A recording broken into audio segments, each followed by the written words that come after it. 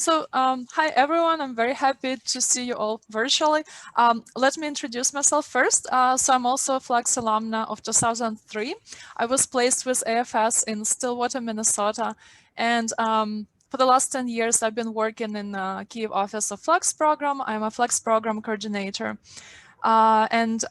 That's the job I wanted to have since I was 15. So I got to have my dream job.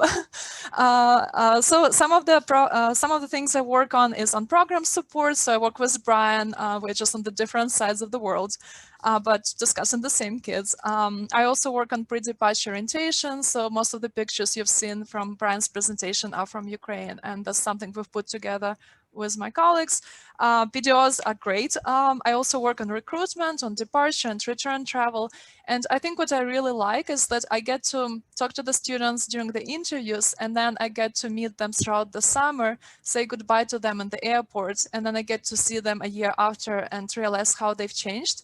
And they're completely different people, and it's just mind-blowing. It's I know, it's amazing.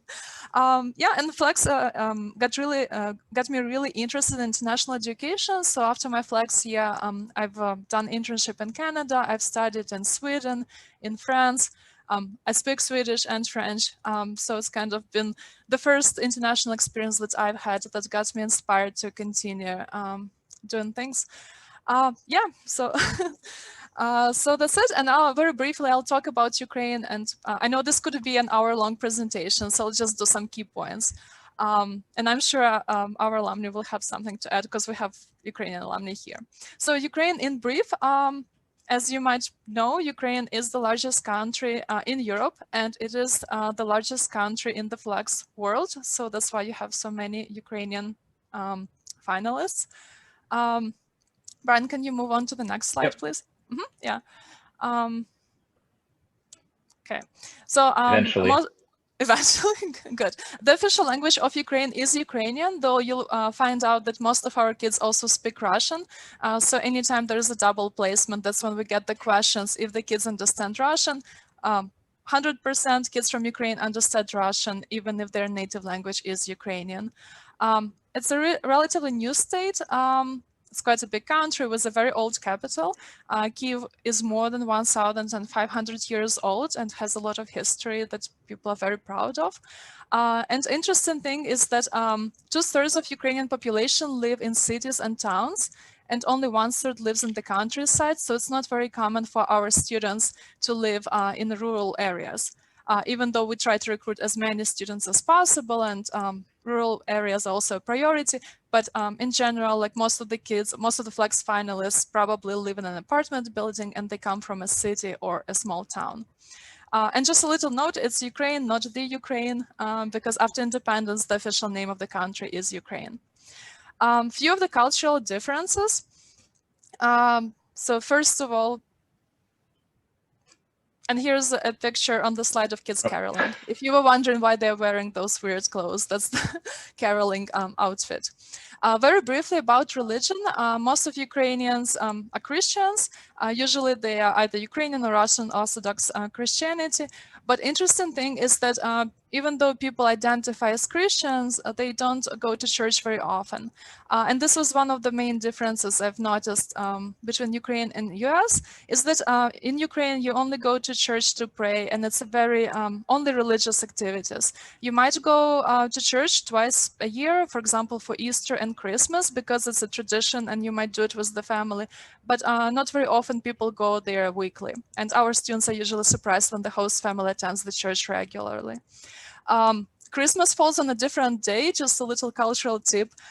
We do not get presents at Christmas, we get presents at New Year, and the Ukrainian Christmas is on the 7th of January, but it is only a religious holiday. So usually you just have a nice family dinner, you go to church, that's it, there's no presents.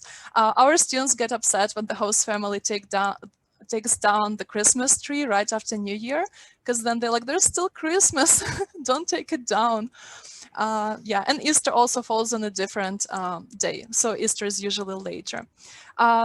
As I already mentioned, our students are usually surprised when they find out that the host family goes to church regularly, and also that there are so many other activities you can do in church, for example, volunteer, or do community service or attend any other events that are connected to church, but that are not about worship.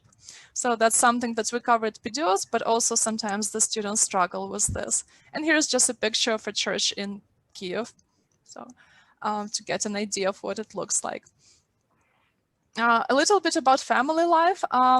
It's not very common for Ukrainian families to have several kids. Most of the families have just one child. So for our students, it is a new experience to be an older or younger brother or sister, or to have siblings.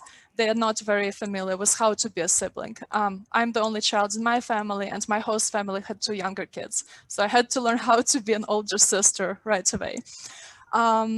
Here's just a picture of an apartment building that's very typical to Ukraine. It's probably from like 70s or 80s. So most people live in apartments. Most people will find American houses to be quite large. And sometimes it's several families, several generations of a family who live in one apartment building. You might have grandparents who live with you, for example. About 20% of the families have just one parent. But what's interesting is that in Ukraine, it's usually almost always the kids will stay with the mother if the parents get divorced. Our students get surprised when they learn, for example, that their placement consists of a host father who has kids without host mother. So the parents got divorced and the kids stayed with the father. Our students sometimes, like, we call them about this placement, and they're sometimes a little hesitant. But then it's just, the only reason is because it's new experience to them. In Ukraine, it's very uncommon for children to stay with the father. And very briefly about gender roles, can depend on the family, but still sometimes it's very traditional and women are expected to cook and clean and take care of the kids. But we do cover this in PDOs, and we talk a lot about gender roles. And for me also, this was interesting because in my host family, my host mother did not cook, and only my host father cooked and took care of the kids because my host mom was working in the hospital and she was working shifts. So if we come back to the presentation. All right, I'm having some technical issues here. Okay. Yeah, it's okay. I'll talk about our most burning adjustment issues, which are utilities, transport, and healthcare. So first of all, in Ukraine, utilities are very cheap, and most families will not have any rules about how long you can take shower. In Ukraine, you cannot adjust the heating in the house. So usually, if you live in an apartment building, you just have a centralized system of a heating that you have no control over. So if it's too warm, you open a window. And that's why our kids do not understand thermostat and why you're not allowed to turn things just up and down. And sometimes I know this causes tension in the host family. The same when the kids learn that their host family might have a rule that you can only take a shower for 15 minutes. For them, it's very surprising. They've never heard about this in Ukraine, probably. They don't realize how expensive utilities might be in the United States. Another thing, we don't use a lot of air conditioning, and when we do, it's not as to the point that it is in US. It's not as cold as it is in US. And most of our exchange students will say that in US they were usually freezing because in summer you go inside and it's like really, really cold. Another thing that we talk about at PDOs is getting around. In Ukraine, it's very easy to get around. You don't need a car. If you live in a city or a town, you can walk, take a bus, take a tram. There's a picture of an old Soviet tram that's still running. And most people, most teenagers don't have driving licenses, and most people don't have a car because you don't need a car if you live in a city. We talk with our students about how it's different in US, that you need to ask for a ride, it's fine, but I know that many of them still find it difficult to adjust, and many of them don't realize that you cannot just walk in the US to some things because there's no way to get there. And the first thing I want to cover is healthcare in Ukraine. So it's still the leftover Soviet system where healthcare is free and you don't need to set up appointments well in advance because you usually just come in the morning, like you don't feel well, you come to the hospital, the doctor will see you in the next few hours. And our students are surprised when they learn how expensive it is to see a doctor in US. How hard it is to see a doctor. And sometimes they want to see the doctor immediately, but the host family will tell them, we need to have an appointment and you can only see a doctor in a few days. So this is also something we talked to parents in the notification meeting. We mentioned to the students, but that's different. Another thing we talk about is transport. In Ukraine, it's very easy to get around. You don't need a car. If you live in a city or a town, you can only take a shower for 15 minutes. For them, it's very surprising. They've never heard about this in Ukraine, probably. They don't realize how expensive it is to see a doctor in a hospital. So if it's too warm, you open a window. And when we And my favorite slide, and this is just comes from doing on program support for several years and my personal experience. Food is a big issue, and I hope that you'll find this information helpful. So in Ukraine, most of the meals are made from scratch, and it's not very common to have frozen food. So basically, mother or grandmother will make the food every day, and it's going to be a new meal. And if you have leftovers, you'll eat them, but usually it's something new that they cook daily. It is not very expensive to eat healthy in Ukraine because there's a lot of there's farmers markets. It's usually cheaper to buy food at the outdoor market, and there's a picture of an outdoor market here, than to buy it in the supermarket. Many people grow their own food, or if their grandparents live in the village, they will grow their own food. So sometimes our students don't realize that it's more expensive in US to eat the same amount of fruits and vegetables, and also sometimes it is not as easily accessible as it is in Ukraine. In general, portions are smaller. Sometimes you might hear our kids say that you have to eat soup every day, otherwise your stomach will hurt. And this is something their parents tell them, and it's not true. I didn't eat soup every day when I was in the US, and my stomach was fine. But soup is just something that you eat for lunch, and that's what the kids are kind of used to eating. But we tell them that in US it will not be the same, and they should also think that about food as part of the culture. And this is by trying different foods that are not familiar to them, this is a way for you to experience the culture of the country where you are. And just a little cultural tip, in Ukraine, it is polite to refuse the food the first few times you have been offered, because you don't want to appear hungry or rude. So I learned very quickly in my host family that if you have been offered a cookie, you should say yes the first time, because there will not be a second time. And also with 2 younger siblings, there might not be more cookies later. So, so that's very briefly about food.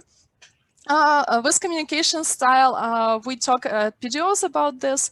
Basically, in brief, Ukrainian and Russian are more direct languages that don't use a lot of polite phrases. And in Ukraine, you can say things such as "give me pen," and it will be not rude. But English is a very polite language. And with kids, we go over a list of polite phrases in English, so to make sure that they're using those in the United States. So sometimes if our kids say something weird, it's not because they're trying to be rude, it's because they're translating directly from Russian or Ukrainian. Time perception in Ukraine also, things kind of happen when they happen. Things don't run on time, and often you can be late to a meeting 5-10 minutes. It's not a big deal. And because of this, sometimes our kids do get in trouble, because in Ukraine, you usually do not plan you don't plan very long term. So you have plans, but usually you don't have a monthly plan. So when the host family asks the students to put things on a calendar, like my host family, they had this little calendar with the whole year, and you were supposed to put your school events on there. For me, this was crazy, because in Ukraine, I would never think about what would I do in 2 months' time. But my host family wanted to know exactly what the schedule is. And the same with deadlines. In Ukraine, if you miss a deadline, it's usually not a big deal, and you can arrange it with the teacher in school, and they will not decrease your grade. But the students don't understand that in US, the deadlines are strict and you have to submit things on time. So hopefully there's few tips that will help our students to avoid problems in the future. Yeah, and some information about schools. So most of Flex kids find school in US to be very fun and very motivating, and they enjoy it, and usually they get good grades. In Ukraine, we don't change the schools, so you start the primary school and it's the same building where you go to primary school and middle and high school, and you also stay with the same group of students, so it's usually between 20 to 30 students, and you're with them for 6 years of studies. So our kids are not used to changing classes and having new people in every class. In Ukrainian schools, you also memorize a lot, you take a lot of notes, and you don't use a lot of technology. So in US, the kids have to adjust to doing group projects instead of just working on their own project, to having a shared grade in a group project and just getting along with people in your group. That sometimes is a challenge. In Ukraine, how to quote sources is not usually explained in the school curricular. And So the kids sometimes, so they don't know how to use sources correctly, and sometimes they struggle in the US, but hopefully US school covers this at some point.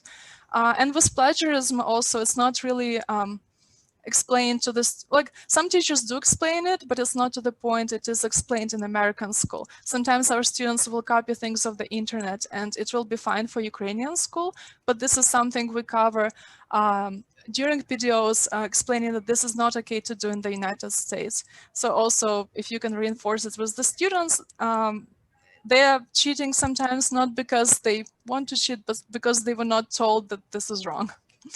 And in Ukraine, students do cheat in class and the teacher usually gives them a warning. But it's also, in Ukraine, usually you cheat to help your friend, and the students, they don't realize why it's wrong not to help your friend. So there's like a very, it's now changing, but usually students are surprised how strictly the rules are enforced in American school. So yeah, and here's just like kids writing a flex test. Another difference is that there is a set national curricula for all of Ukrainians. So kids from different cities will study the same things if they're in the same year. You only have 2 semesters and you're on the weekly schedule, which means that you will have between 20 to 25 different subjects per semester, but you study you have a different schedule every day. And you might have a class that's only once a week, for example. Yeah. You can also pick your major, and depending on this, you will have a different workload. So for example, you can pick foreign languages, or you can pick math and physics, or economics, or medicine, and it means that you will have the majority of classes in this major. And depending on the major, will also, so if you, for example, pick languages, then you'll probably have mostly girls in your class. So in Ukraine, it's still a very traditional division where humanitarian studies are girls and physics and math is boys. And that's why we have so many girls apply to flex. It's not because, we only encourage girls to apply. It's because most girls study English, and then because of this, they apply to flex because their teacher told them. We just have very few boys apply initially. Another difference is that extracurricular is outside of school. So you go to a separate organization or music or art school to do all of your other fun activities and extracurricular. And usually school is just for classes. It's not very common for schools to have a sports team, for example. And most of the students really enjoy when they get to do all of these other extracurricular activities in American school. Yep. And I think next we have Tanya, notable alumni. Yeah. Amazing information, and it's fantastic. We are, and I don't know how to say this, but how much longer do you think you have on the presentation? Oh, I just have 2 notable alumni. So oh, great, perfect. Yeah, and they are from ASSE. So perfect. Okay, go ahead. So you maybe you'll recognize them. And they're actually older alumni. So we have Evgenia. So we do have so many alumni in Ukraine. It's hard to talk about everyone. So there's just 2, but we have way more success stories. So Evgenia is the member of the parliament, and she's currently the deputy head of the ruling party in Ukraine. And she was also named number 4 of Ukraine's top 100 most successful women this past year. So there's a picture of her. And she was placed with ASSE in 2002. And then next we have Dmitro, who is the acting dean of a university, but also very actively involved in youth projects. And also he was a Fulbright scholar. So there's just few stories. Yeah, I don't know if anybody recognized those alumni.